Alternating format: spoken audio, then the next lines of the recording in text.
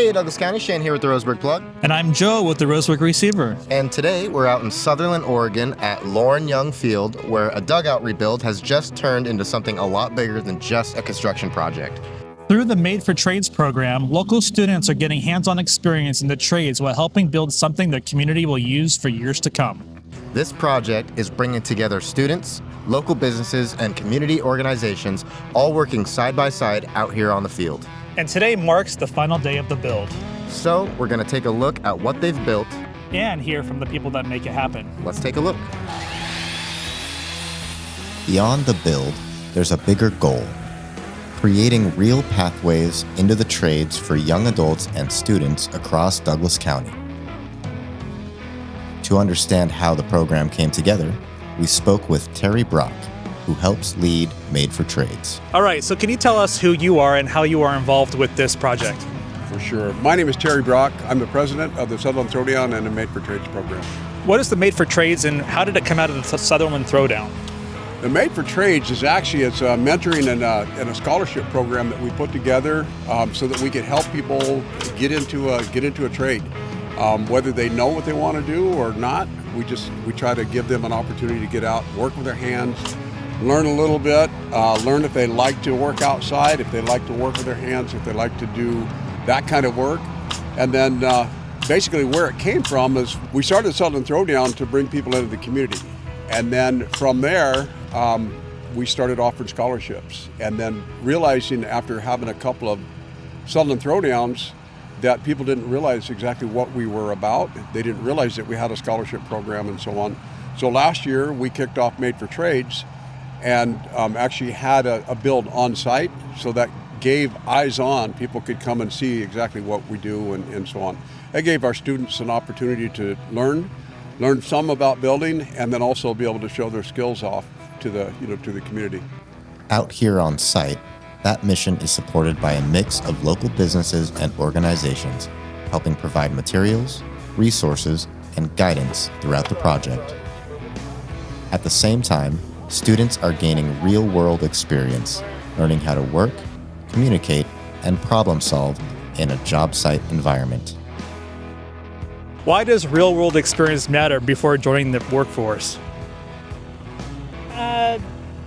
Real-world experience shows to employers that you care to bring something to the table, and it makes you more employable, and it is a competitive workforce out there, and it's a great learning tool for them. I'd like to add a little bit to that. It's a confidence builder. So the more that these guys are out here in front of guys like me, hopefully other contractors, if you want to get involved in this, that these guys are used to being around us and what it's act like, well, how we act like, how to act towards us. And then when they do go to a real job, their confidence should be higher than it was when they first started. These guys come out and they're really timid, really shy at first, and then a few months after they're with us, they're like one of the guys, and they can really blend into the job site. How can students get involved with this program? There's a couple different ways to reach out and get connected.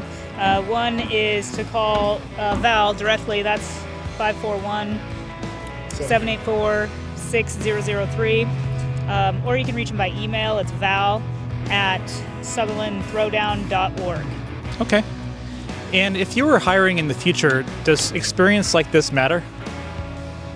Yeah, absolutely.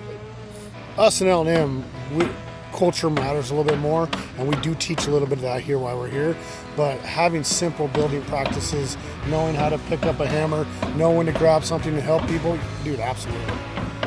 They should be able to go home and help them as well. How do contractors and other companies get involved?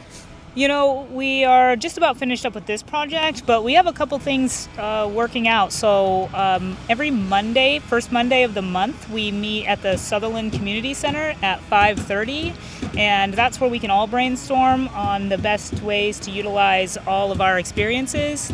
And there's more to it than just framing. There's some kids here that want to do welding. There's electricians. So if you guys have ideas, please bring them to the table, and let's keep building this program together. For the students involved, it's not just about learning the trade. It's about building confidence and figuring out what comes next. We spoke with one of the students taking part in the program. All right, so I am out here with one of the students today. Tell us who you are. My name is Thor McCoy. I am a senior in high school, and I go to Days Creek Charter School. Okay, and what is your favorite part about doing this? By far, my favorite part about doing this is learning the dynamic of framing, all of the key terms and words and phrases that they use, top plate, bottom plate. It's just a new dynamic that I can get introduced to, and it's a really good and cool thing to learn at this age. Okay, and after you are finished with this type of program, what do you plan on doing in the future with your skill set and this experience?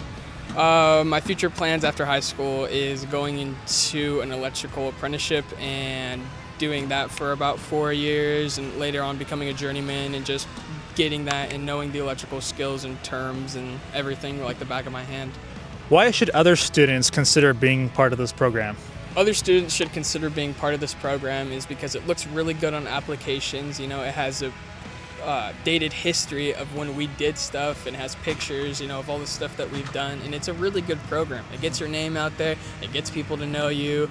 I mean, it's just like all over the place, and I encourage any youth across Douglas County to just get into it. I mean, what's really the worst that's going to happen? There's no hurt in getting in a program like this, honestly. I mean, there's worse things, but I mean, it's realistically, this is a really good program, and kids learn a lot through this stuff. I mean, even I, with like a kind of trades background, my dad's he does stuff with manufactured homes and stuff like that, and it's just a whole different dynamic. You experience things that you don't think you would, but it's a really cool thing.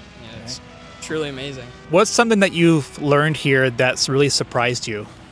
Something that I've learned here that really surprised me was the dynamic with team members and stuff. I mean, it goes past not just the job, but I mean, it goes into life and stuff like that. And you get advice with working with these adults and kind of seeing what they did and what you can do better, and it's pretty much just a whole different experience. I mean, with teamwork, and it's just a new thing that you have to learn. As the project wraps up, the impact goes beyond the field, giving students a foundation that they can carry forward. This has been the Roseburg Plug and the Roseburg Receiver. Thank you.